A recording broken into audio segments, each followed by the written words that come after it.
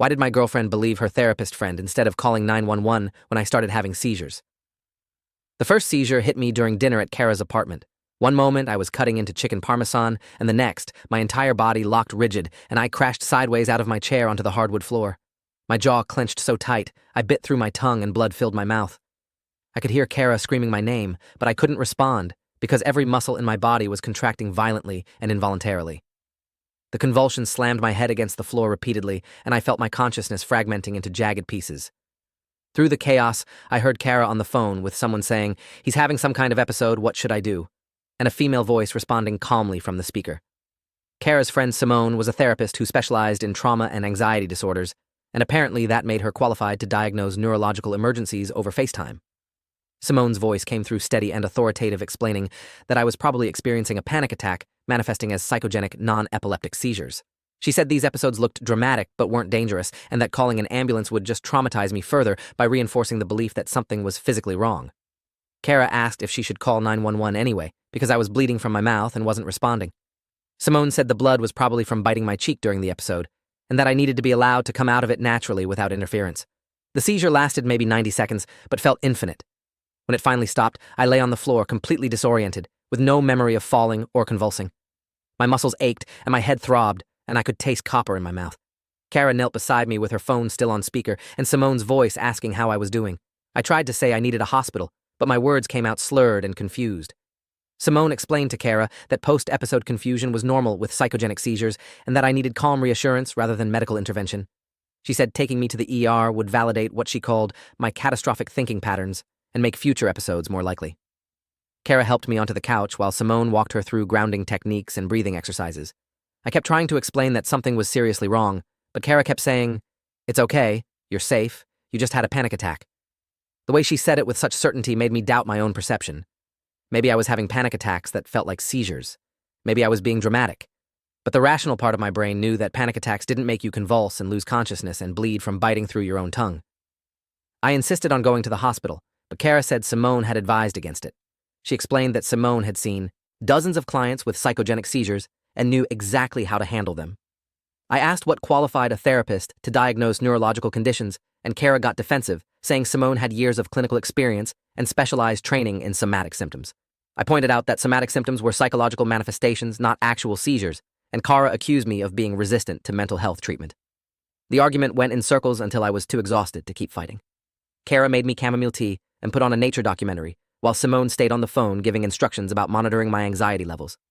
I fell asleep on the couch and woke up 3 hours later, feeling like I'd been hit by a truck. Every muscle hurt, and my head felt like it was splitting open. Kara was asleep in her bedroom, and her phone was charging on the kitchen counter. I considered calling an Uber to take myself to the ER, but I could barely stand without my legs shaking. I took 4 ibuprofen and went back to sleep, telling myself I'd go to a doctor in the morning if I still felt bad. The second seizure happened 5 days later while I was at work. I was a software engineer at a mid-sized tech company, and I'd been in a meeting with my team when suddenly my vision tunneled, and I felt an overwhelming sense of dread wash over me. I tried to excuse myself, but before I could stand, my body went rigid again, and I collapsed forward onto the conference table. My coworkers later told me I convulsed for over 2 minutes while they called 911 and tried to keep me from hitting my head on the table edge. I have no memory of any of it. I woke up in an ambulance with a paramedic asking me questions I couldn't quite process. They took me to County General where doctors ran a CT scan and blood tests and started me on IV fluids. The ER physician said I'd had a tonic-clonic seizure and needed to see a neurologist immediately for further evaluation. She asked if I'd had any previous episodes, and I told her about the seizure at Kara's apartment 5 days earlier. The doctor's expression turned serious, and she asked why I hadn't come to the hospital after the first one. I explained that my girlfriend's friend, who was a therapist, had said it was just a panic attack. The doctor said that was dangerously incorrect advice and that untreated seizures could indicate brain tumors, strokes, infections, or epilepsy. Kara arrived at the hospital an hour later, looking upset and scared. She asked what had happened, and I explained about the seizure at work and what the ER doctor had said. Kara immediately called Simone on speakerphone right there in the hospital room. Simone's voice came through calm and slightly condescending, explaining that ER doctors were trained to rule out worst-case scenarios and often over-medicalize psychological issues. She said the tests they'd run were probably unnecessary and that I should get a second opinion from someone who understood the connection between anxiety and physical symptoms. The ER doctor walked in during this conversation and asked who was on the phone. Kara said it was her friend who was a licensed therapist. The doctor said firmly that therapists were not qualified to diagnose or treat seizure disorders and that I needed neurological care immediately, not psychological counseling. Simone started arguing that the medical establishment often dismissed psychogenic seizures, and the doctor cut her off, saying, "This patient had a witnessed tonic-clonic seizure at his workplace. This is not a mental health issue. This is neurology." She asked Kara to end the call, and Kara reluctantly hung up, looking conflicted. The neurologist I saw 2 days later was a woman named Dr. Yolanda Reeves, who specialized in epilepsy. She reviewed my ER records and ordered an EEG to measure my brain's electrical activity. The test involved attaching electrodes all over my scalp and having me lie still while machines recorded my brainwaves. Dr. Reeves also had me hyperventilate and look at flashing lights to see if they triggered seizure activity. The EEG showed abnormal electrical patterns in my temporal lobe consistent with epilepsy. Dr. Reeves explained that I had focal epilepsy that was progressing to generalized tonic-clonic seizures. She said this was a serious neurological condition that required immediate treatment with anti-seizure medication. Without treatment, I was at risk for status epilepticus, which meant continuous seizures that could cause permanent brain damage or death. She asked again about the first seizure and why I hadn't sought medical care. I explained the whole situation with Simone and her diagnosis of psychogenic seizures. Dr. Reeves looked disturbed and said that delaying treatment for epilepsy by 5 days because someone without medical training had given incorrect advice was potentially life-threatening. She said, if I'd had another seizure before getting to the hospital, I could have died. I started anti-seizure medication that day, but Dr. Reeves warned it would take weeks to reach therapeutic levels in my bloodstream. Until then, I was at high risk for more seizures. She told me not to drive, not to swim alone, not to use power tools, and to avoid alcohol and sleep deprivation. She also said I needed to educate the people around me about seizure first aid because the next one could happen anywhere. When I got home, I tried to explain all this to Kara, but she seemed skeptical. She said Dr. Reeves might be overdiagnosing to justify expensive medications, and that Simone had mentioned how pharmaceutical companies influence doctors. I asked if she seriously thought a neurologist with 15 years of experience was lying about my diagnosis. Kara said she wasn't saying the doctor was lying, just that there might be psychological factors the doctor wasn't considering. I pointed out that the EEG had shown actual physical abnormalities in my brain, and Kara said EEGs could be misread. The conversation was surreal. My girlfriend was arguing against medical evidence because her therapist friend had planted doubts. I called my parents, who lived 6 hours away, and told them everything. My mother was furious that Kara had stopped me from getting medical care after the first seizure. She said Kara's friend had no business giving medical advice and that I could have died because of the delay. My father, who was a pharmacist, said anti-seizure medications were serious drugs with serious side effects, and if I needed them, then I genuinely had epilepsy, not anxiety. They both urged me to reconsider my relationship with Kara if she was going to prioritize her friend's opinions over actual medical professionals. I defended Kara, saying she'd been scared and had trusted someone she thought was qualified. But privately, I was starting to realize that Kara's loyalty to Simone was overriding her common sense. Over the next week, I had 3 more seizures despite the medication. Dr. Reeves adjusted my dosage and added a second medication. She said my epilepsy was proving harder to control than expected, and we might need to try several medication combinations before finding what worked. Each seizure left me exhausted and disoriented and increasingly scared. Kara was there for 2 of them, and both times she called Simone immediately, instead of timing the seizure or checking if I was breathing properly. After the 3rd seizure, I sat Kara down and told her she needed to stop consulting Simone about my medical condition. I explained that Simone's advice had already delayed my diagnosis and could have killed me. Kara got defensive, saying Simone was just trying to help and had my best interests at heart. I said Simone's intentions didn't matter if her advice was medically dangerous. Kara accused me of being close-minded about alternative perspectives on health. I asked what alternative perspective existed for seizures caused by abnormal electrical activity in the brain. She said Western medicine didn't have all the answers, and that Simone had helped dozens of clients with similar symptoms through therapy alone. I asked if any of those clients had actually had their brains scanned, or if Simone was just assuming their symptoms were psychological. Kara couldn't answer. The conversation ended with both of us frustrated and angry. That night, Kara stayed at Simone's apartment, and I was alone when I had another seizure. I woke up on the bathroom floor with a gash on my forehead from hitting the sink. Blood had pooled under my head, and I had no idea how long I'd been unconscious. I managed to call 911 myself and was taken back to the ER. The ER doctor who treated me was the same one from my first visit. She recognized me and asked why I was still having breakthrough seizures. I explained that Dr. Reeves was adjusting my medications, but they hadn't reached therapeutic levels yet. The doctor stitched up my forehead and said I was lucky I hadn't had a more serious injury. She asked if I was living alone, and I said no, but my girlfriend had been staying with a friend. The doctor said I needed someone with me at all times until my seizures were controlled because the next fall could crack my skull or cause a brain bleed. She also asked if the person who'd given me the initial advice about psychogenic seizures was still involved in my care. I admitted that my girlfriend still consulted her friend despite my objections. The doctor looked at me seriously and said, "You need to understand that the advice you received after your first seizure was not just wrong, it was negligent. If your girlfriend continues to prioritize her friend's opinions over medical professionals, she's putting your life at risk." She gave me a pamphlet about epilepsy support groups and urged me to connect with other people who understood what I was going through. Kara came to pick me up from the ER with Simone in tow. Simone walked into my room without asking and introduced herself as if we were meeting socially. She said she wanted to talk about my treatment plan and see if there were ways to incorporate therapeutic approaches alongside medication. I told her I didn't need therapeutic approaches for a neurological condition. Simone smiled in a way that felt patronizing and said, "I understand you're feeling defensive, but there's significant research showing that stress and trauma can manifest as seizure-like episodes even in people with abnormal EEGs." I asked if she had medical training in neurology, and she said no, but she had extensive clinical experience with psychosomatic conditions. I told her to get out of my room. Kara looked shocked and said I was being rude. I said Simone had no business being at the hospital and no right to question my neurologist's treatment. Simone left, but not before telling Kara that my hostility was probably a side effect of the medications affecting my mood. The gaslighting was so blatant I almost laughed. This woman had nearly gotten me killed with her wrong diagnosis, and now she was suggesting my medications were making me paranoid. The relationship with Kara deteriorated rapidly after that. She couldn't understand why I was so angry at Simone when Simone was just trying to help. I couldn't understand how Kara could still defend someone whose advice had put me in danger.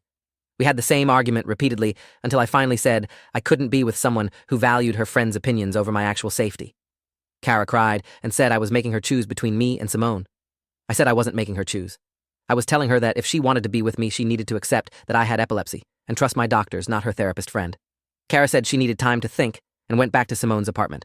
3 days later, she texted saying she thought we should take a break. She said she couldn't be in a relationship with someone who was so closed off to holistic approaches to health, and that maybe we wanted different things. I read the text multiple times trying to understand how we'd gotten here. My girlfriend was breaking up with me because I wouldn't let her friend override my neurologist. The absurdity was almost funny, except it was actually happening. My seizures finally stabilized after 6 weeks on a combination of 3 different medications. Dr. Reeves said I could cautiously return to normal activities, but needed to avoid known triggers and maintain strict medication compliance. She also said I should consider the stress of my recent breakup as a potential seizure trigger and make sure I had adequate support systems. I'd moved back in with my parents temporarily because Dr. Reeves had insisted I couldn't live alone until the seizures were controlled. My mother was furious about the whole situation with Kara and Simone. She wanted to file a complaint against Simone with the state licensing board for practicing outside her scope. My father researched the legal requirements for filing such complaints and discovered that Simone's advice could potentially be considered reckless endangerment if it could be proven that she knew or should have known her recommendations were medically inappropriate. I wasn't sure I wanted to pursue legal action, but my mother insisted that Simone needed to face consequences so she wouldn't do the same thing to someone else. I joined an epilepsy support group that met weekly at a community center. Hearing other people's stories helped me feel less alone. One man described having his first seizure while driving and crashing his car into a telephone pole. A woman talked about being fired from her teaching job because her employer considered her epilepsy a liability. Another member described her family refusing to believe her diagnosis and insisting she was having spiritual attacks that needed prayer, not medication. The common thread was that epilepsy was widely misunderstood and people often faced skepticism from those closest to them. When I shared my story about Kara and Simone, the group responded with a mixture of outrage and recognition. Several people had similar experiences with partners or family members who'd trusted alternative practitioners over neurologists. The group facilitator, who was a social worker, said medical gaslighting was a serious problem in chronic illness communities and that people with invisible disabilities often had to fight to have their conditions taken seriously. 3 months after my diagnosis, I received a letter from Simone's attorney threatening legal action if I continued to defame and harass his client. Apparently, Kara had told Simone that I was blaming her for my medical issues, and Simone was concerned about damage to her professional reputation. The letter demanded I cease all negative communications about Simone and retract any statements I'd made to third parties. I took the letter to a lawyer who specialized in medical malpractice. She reviewed everything, including my medical records, the timeline of events, and the accounts from witnesses at my workplace. The lawyer said I had a strong case for a negligence claim against Simone because her advice had directly led to a delay in treatment for a life-threatening condition. She explained that while Simone wasn't a medical doctor, she'd presented herself as having expertise in diagnosing seizures and had given specific medical advice that contradicted emergency protocols. The fact that she'd done this over the phone without examining me made it even more egregious. The lawyer said she'd be happy to represent me if I wanted to pursue a civil suit, and that Simone's threatening letter was probably an attempt to intimidate me into silence before I could file a complaint. I filed a formal complaint with the State Board of Behavioral Health examining Simone's conduct. The complaint detailed how she'd diagnosed me with psychogenic seizures without examination, advised against emergency medical care, and continued to interfere with my treatment after I'd been diagnosed with epilepsy by a neurologist. I included medical records showing the delay in treatment and statements from Dr. Reeves about the potential consequences of that delay. The board acknowledged receipt of the complaint and said they'd open an investigation. Simone's attorney sent another threatening letter, but my lawyer responded with a detailed explanation of why my complaint was legally protected and factually accurate. Several weeks later, I received a call from a board investigator who wanted to interview me about the incident. I walked her through everything that had happened, and she took detailed notes. She said several other people had filed complaints about Simone giving medical advice outside her scope of practice, and that there was a pattern of behavior that concerned the board. Kara reached out 5 months after our breakup asking if we could meet to talk. I was hesitant but curious about what she wanted to say. We met at a coffee shop, and she looked different somehow. Thinner and tired with dark circles under her eyes. She apologized for not taking my diagnosis seriously and said she'd spent the past few months in therapy with a different counselor who'd helped her understand how Simone had manipulated both of us. Kara explained that Simone had positioned herself as the only person who truly understood psychology and health and had systematically undermined Kara's trust in medical professionals. The new therapist had identified this as a pattern of control and had helped Kara recognize how Simone's influence had damaged our relationship. Kara said she felt terrible about what had happened and wished she could go back and call 911 that first night. I appreciated the apology, but told her I wasn't interested in getting back together. Too much had happened, and I couldn't trust her judgment about health issues. Kara said she understood and just wanted me to know she was sorry. She also mentioned that she'd stopped being friends with Simone after learning about the board investigation. The board investigation concluded 8 months after I filed the complaint. Simone received a formal reprimand and was required to complete additional ethics training. The board found that she'd engaged in conduct outside her scope of practice by diagnosing and treating a medical condition without proper training or licensure. However, they stopped short of suspending or revoking her license. I was disappointed by what felt like a slap on the wrist, but my lawyer explained that proving serious harm in these cases was difficult because I'd ultimately received treatment and recovered. She said the reprimand would be on Simone's permanent record and would come up if anyone searched her license status. It wasn't the justice I'd hoped for, but it was something. The civil lawsuit moved more slowly. Simone's insurance company offered a small settlement to avoid trial, but my lawyer advised rejecting it because we had a strong case for significant damages. She said we could prove both the delay in treatment and the ongoing costs of my epilepsy care, which would be lifetime expenses. The case went to trial 18 months after my first seizure. The courtroom was smaller than I'd expected and less dramatic than what you see on television. My lawyer presented medical testimony from Dr. Reeves explaining how the 5-day delay in treatment had allowed my epilepsy to progress and potentially made it harder to control. She also presented testimony from the ER doctor who'd treated me after both the second and fourth seizures. The doctor explained that immediate medical care after a first-time seizure was critical for diagnosis, and that Simone's advice to avoid the ER was dangerous and contrary to all medical protocols. Simone's attorney argued that she'd been trying to help and had acted in good faith based on her clinical training. He suggested that I might have had psychogenic seizures initially that later developed into epilepsy or that the two conditions coexisted. Dr. Reeves shut down this argument by explaining that the EEG patterns indicated I'd had epilepsy for some time before diagnosis and that there was no evidence of psychogenic seizures. The jury deliberated for 6 hours before finding Simone liable for negligence and awarding me damages covering medical expenses, lost wages, and pain and suffering. Simone appealed the verdict, but it was upheld by a higher court. The legal victory felt hollow because nothing could undo the damage or erase the trauma of those first few months. I'd stabilized on medications, but still had breakthrough seizures occasionally and had to accept that I'd be managing this condition for the rest of my life. I'd also had to accept that someone I'd trusted had prioritized her friend's ego over my safety. The epilepsy support group helped me process the anger and grief. Other members shared their own stories of betrayal and medical trauma, and we supported each other through the ongoing challenges of living with seizures. I started dating again cautiously and was upfront about my epilepsy from the beginning. Some people were uncomfortable with it, and that was fine. I needed someone who could handle emergencies calmly and trust medical professionals when something went wrong. 2 years after my diagnosis, I was seizure-free for 6 consecutive months. Dr. Reeves said this was excellent progress and meant the medications were working well. She warned that I'd need to stay on them indefinitely and that any attempt to stop taking them could trigger more seizures.